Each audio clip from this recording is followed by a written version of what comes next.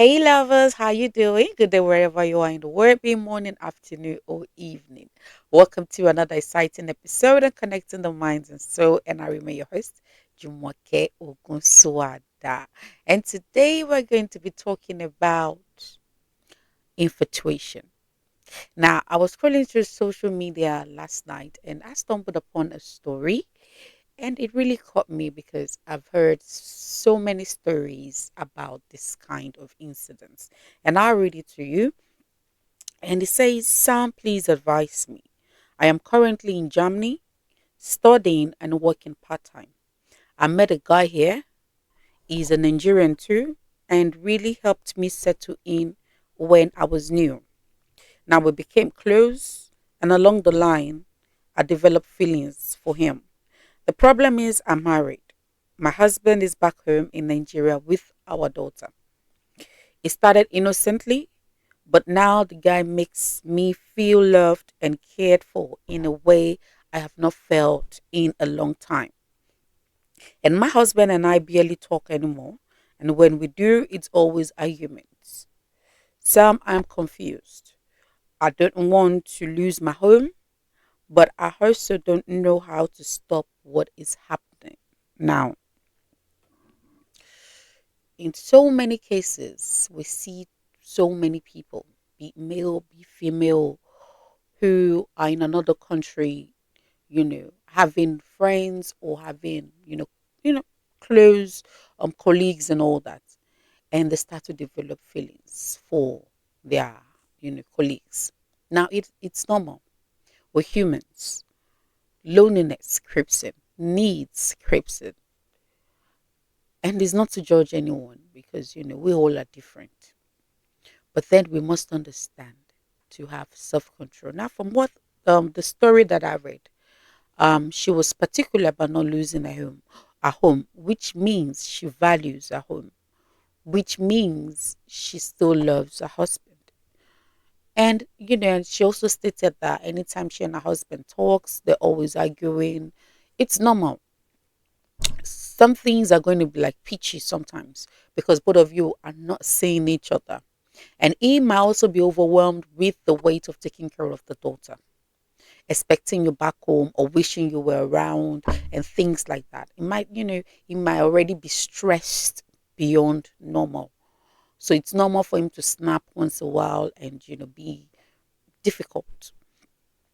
But then I don't think that should be a yardstick for you to, totally release yourself into that kind of emotions. Now, no one is saying you will not develop. Infatuation is something that is so, it's the eagerness, it's the lust with it. You understand? But then you must have self control. You must be focused. You have to wait before you make any decision. Weigh the consequences. If I dabble into this, does it worth it losing my family? Does it worth it losing my home over? If it's a big no, then I would advise you take a step back. I would advise you to cut communications, not totally, but start to reduce it gradually. Because if you don't, believe me, you will fall. You are in a lonely place, a far place from home, with someone who is already making your heart tingle. Before you know it, you will lose to your flesh. You will lose to your desires. And you have to understand that infatuation comes and goes. It is not worth it. Only if you feel you know your marriage best. You know how your marriage was when you were in Nigeria. If it's worth risking, no problem. But if it's not, please, I beg of you, retrace your steps for your husband, for your daughter, for that home. Retrace your step. Because in most cases, the moment you're even done, having knowledge about each other, kind of knowledge of each other, you start to live in regret. What have I done? Why did I do this? And in some cases, you might not. You might just keep enjoying it till it later destroys your home. So really, it's not worth it.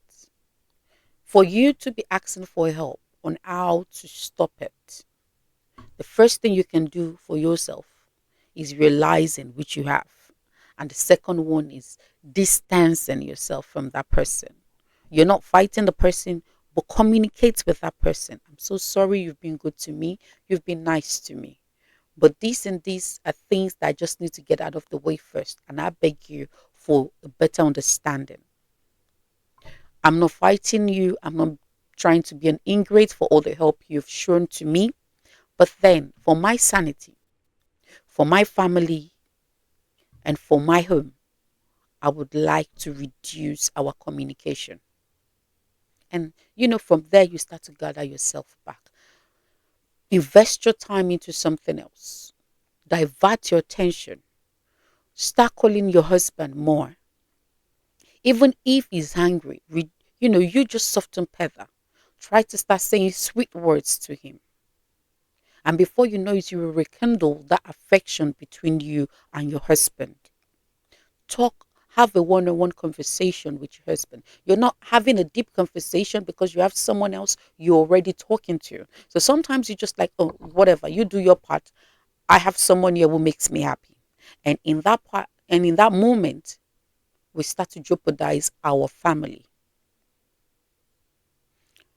It's still good you've not gone so far. So please reinvest that energy into your home, into your family, and into something more profitable.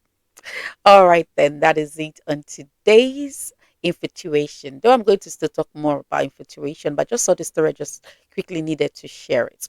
And thank you all so much for always watching Connecting the Minds and Soul. Thank you for the likes. Thank you for the share. Thank you for everything. And please do well to share, comment, and like if you're new to my page. And it is CMS with Jumoke on Facebook. It is CMS underscore on Instagram, TikTok, and YouTube. And I want to say a very big thank you to V Radio for always partnering with me on this. It is V Radio Media on Facebook, and they are V Radio on Instagram, TikTok, and YouTube. And until next, stay blessed, stay shining, and guide your heart. Don't lose God. Bye.